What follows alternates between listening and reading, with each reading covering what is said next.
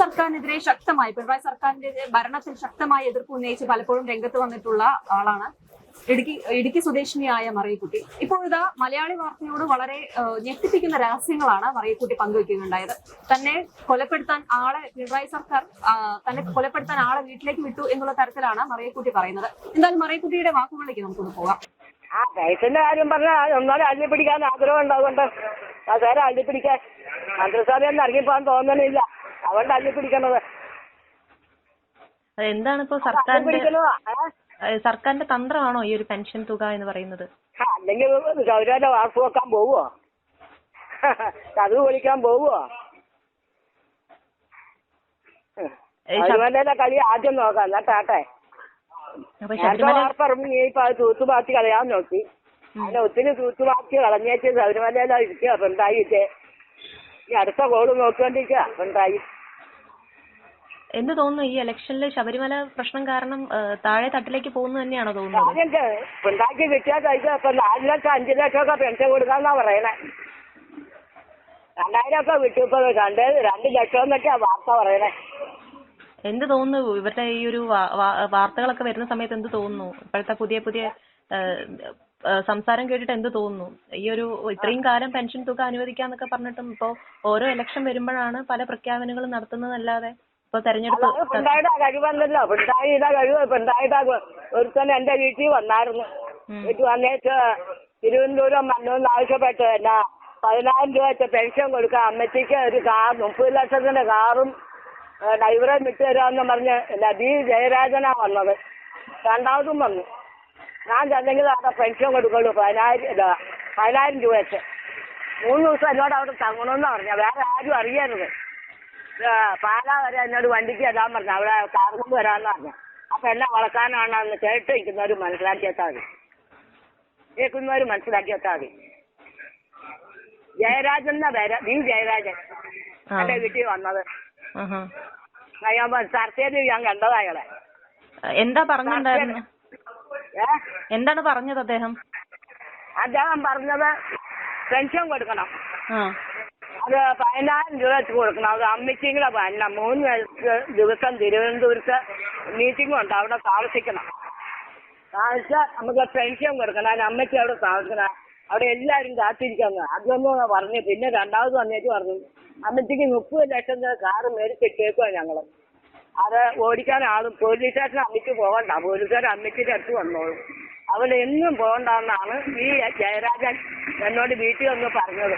എന്നിട്ട് അരിമതി വന്നേച്ച് വെച്ച് എന്നേറ്റാ വേണ്ടെന്ന് ചോദിച്ചു.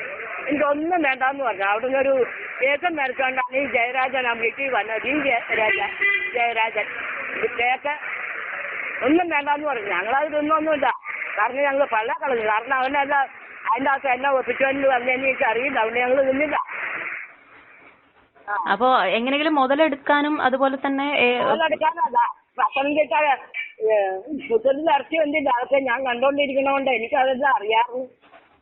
അപ്പൊ എങ്ങനെയും അമ്മേനെ ഇല്ലായ്മയാക്കാൻ നോക്കിയത്.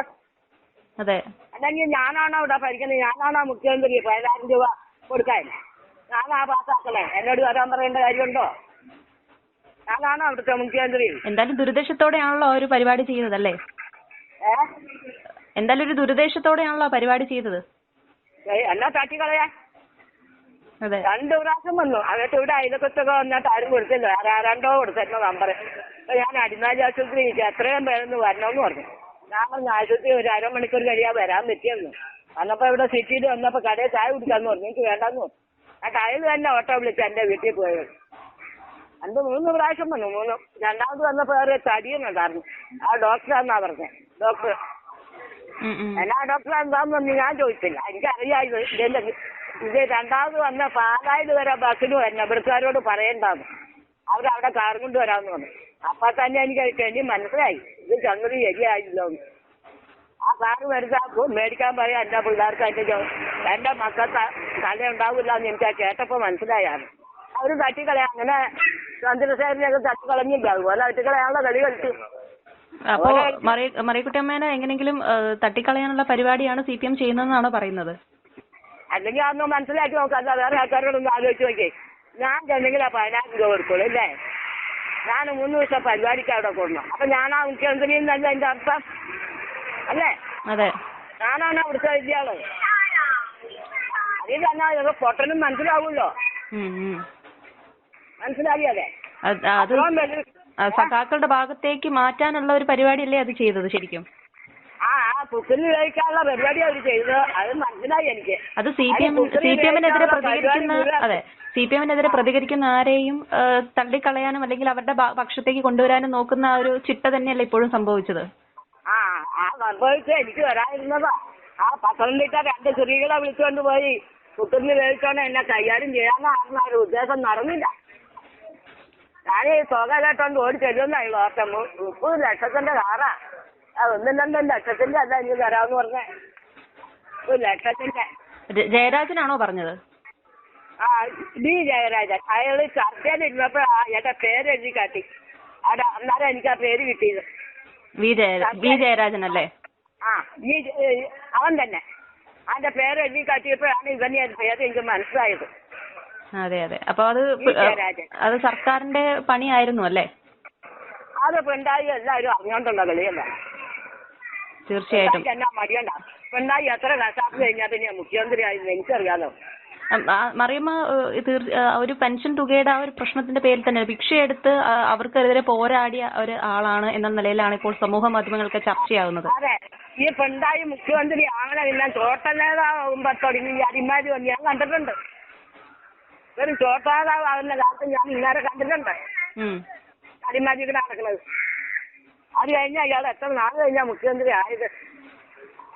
അപ്പൊ മുഖ്യമന്ത്രിയെ കുറിച്ച് നന്നായിട്ട് അറിയുന്ന ഒരാൾ കൂടിയാണ് മറിയമ്മ അല്ലേ? അപ്പൊ അതുകൊണ്ട് തന്നെ ആയിരിക്കും. ശരിക്കറിയാവുന്ന ആളാ ഞാൻ. അയാളെ ശരിക്കറിയാം. എന്തുകൊണ്ടാണ് അത്രയും ശക്തമായിട്ട് പ്രതികരിക്കാനുള്ള ഒരു കാരണം എന്തായിരുന്നു? എന്തോരം ഞാൻ ചോദിക്കണ നിങ്ങൾക്കറിയാവില്ല. 5 നഴ്സുമാര് പിള്ളേര് പഠിക്കുന്നുണ്ടിരുന്ന പിള്ളേര് 5 പേര് ആ കോളേജിൽ നഴ്സിംഗ് പഠിച്ചുകൊണ്ടിരിക്കുന്ന പിള്ളേര് 5-6 ആൺപിള്ളേര് കൂടി പിടിച്ചു വെച്ച് ആ കൊച്ചുങ്ങളെ പീഡിപ്പിക്കുമ്പോ പിള്ളേര് കരയുമ്പോ വായിൽ വെള്ളം ഒഴിച്ചു കൊടുക്കണം. ഞാൻ വാർത്ത കണ്ടോ? CPMന്റെ പിള്ളേര് അവര് നല്ലോണം ചെയ്യാൻ. അപ്പൊ ഞാൻ ചോദിക്കണം ഇവരുടെ തലപ്പത്തിരിക്കുന്ന ആൾക്കാരെ ഗുണമുള്ള ഈ കൊച്ചുങ്ങൾ ഇത് ചെയ്തത് അല്ലേ? അതുപോലെ സിദ്ധാർത്ഥനെ കൊന്നു പീഡിപ്പിച്ചല്ലേ വന്നത്. അതൊക്കെ നമുക്ക് രംഗത്ത് വരുത്തേണ്ട ആവശ്യമുണ്ടല്ലോ. ഒരു 14 കോടി കൊടുത്താലും ഞങ്ങൾക്ക് ഞങ്ങളുടെ കൊച്ചുകളെ വരുത്. ഞാനെ പിള്ളേരെ വരുത്. ഞങ്ങളെന്ന് പറയുമ്പോൾ ഈ നാട്ടിലേക്ക് ഭൂമിയിലുള്ള എല്ലാ പിള്ളേരും നമുക്ക് വേണ്ടിയുള്ള പിള്ളേരാണ്. ഈ തദ്ദേശ തെരഞ്ഞെടുപ്പിൽ ഇപ്പൊ പിണറായി സർക്കാരിന്റെ പലതരത്തിലുള്ള കൊള്ളരുതായ്മകളും ഇപ്പൊ പുറത്തു വന്നിട്ടുണ്ട്. അപ്പോൾ ഈ ഒരു പിണറായി സർക്കാരിന്റെ പല കൊള്ളരുതായ്മകളും പുറത്തു വന്നിട്ടുണ്ട്. അപ്പൊ ഈ ഒരു തെരഞ്ഞെടുപ്പിൽ ഏത് പാർട്ടി വിജയിക്കണം എന്ന് തന്നെയാണോ വിചാരിക്കുന്നത്? അല്ലെങ്കിൽ ഒരു ഭരണമാറ്റം വേണോ? ഭരണമാറ്റം വേണം. ഏത് പാർട്ടിയും വേണ്ട. ഒരു പാർട്ടിയും വേണ്ട. നല്ല കാര്യം ചെയ്യാൻ ആരോ ഒരു മതി. നല്ല കാര്യം ചെയ്യാൻ ഒരു മതി. പാർട്ടി നോക്കിയല്ല. എല്ലാം കയറിയിട്ട് കാര്യമില്ല. പാർട്ടി നോക്കിയല്ല അല്ലേ? എങ്ങനെ ഭരിക്കുന്നു എന്നാണ് വേണ്ടത്. നല്ല കാര്യമാണ് അവര്. പാർട്ടി ഇല്ല. പാർട്ടിയായിട്ട് കാര്യമില്ല. ഞാൻ കഴിക്കണം നിങ്ങളുടെ കരുത്തിൽ കഞ്ഞുകൊണ്ട് നിങ്ങളുടെ മക്കൾ വയറ് തരച്ചു കഴിഞ്ഞാൽ ഞങ്ങൾക്ക് എന്നെ ഗുണം പറ. ഞങ്ങൾക്ക് എന്നെ ഗുണം അല്ല എന്നെ പോലെ ഉള്ളവർക്ക് എന്നെ ഗുണം. അങ്ങനെയില്ല ചില കാര്യങ്ങള്. തീർച്ചയായിട്ടും. ഇപ്പൊ നോക്കണേ.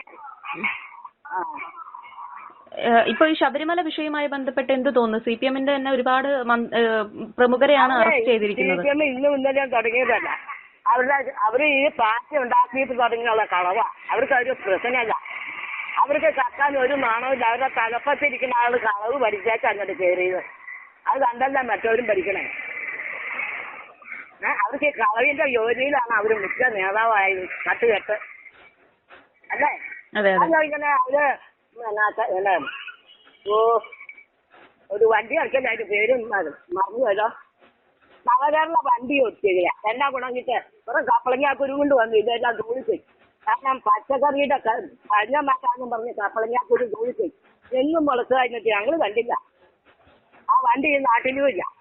തമിഴ്നാട്ടിൽ കൊണ്ട് കട്ടപ്പുറത്താന്നാ പറയണത്. ഞങ്ങൾക്ക് എന്നാ ഗുണം കിട്ടിയ മാവേലിക്കാരും കിട്ടിയിട്ട് എത്ര ഒരു കൊല്ലത്തോളമായ. ഇതൊക്കെയാണ് ഞങ്ങൾക്ക് അവരെ പറയാനുള്ളത്.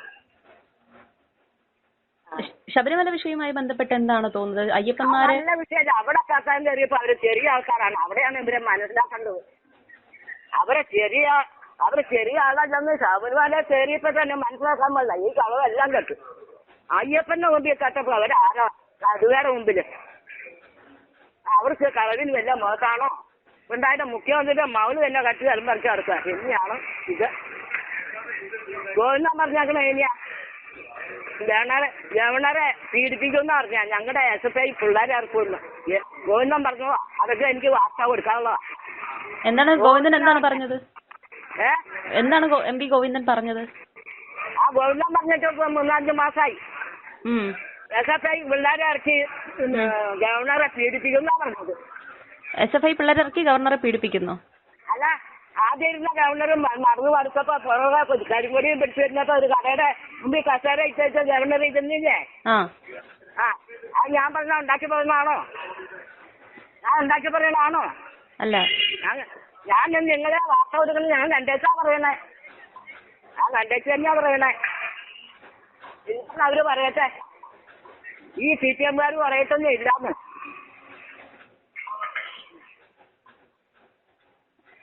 ഇനിയിപ്പോ ഏത് പാർട്ടിക്കായിരിക്കും ഇത്തവണ വോട്ട് നൽകുന്നത്? ഞാനിപ്പോ നിൽക്കുന്ന വിദേശത്തിലേക്ക് പോകാറുണ്ടല്ലോ. അവരെടുത്ത് കളഞ്ഞാ കോൺഗ്രസ്സുകാർ കളഞ്ഞാറ്. എങ്ങനെയാണ്? നല്ല കാര്യം പറയുന്നത് ആർക്കും ഇഷ്ടമല്ലല്ലോ. ഒരു പാർട്ടിക്ക് ഇഷ്ടമല്ല. കത്തുചീറ്റിക്ക് എല്ലാവരും വിളിക്കരാ. അതെ, കത്തുചീറ്റിക്ക് ഒരു 6 മാസക്കാരല്ല കേട്ടോ. 2 കൂട്ടരും ചേട്ടനും അനിയനുമാ. ചേട്ടനും അനിയനാ 2 കൂട്ടരും. കോൺഗ്രസ് നോമിനേഷൻ ചേട്ടനും അനിയനാ. കത്തുചീറ്റിക്ക് നോട്ടൊന്നുമല്ല. കത്തുചീറ്റിക്ക് 2 പേരും കടക്കി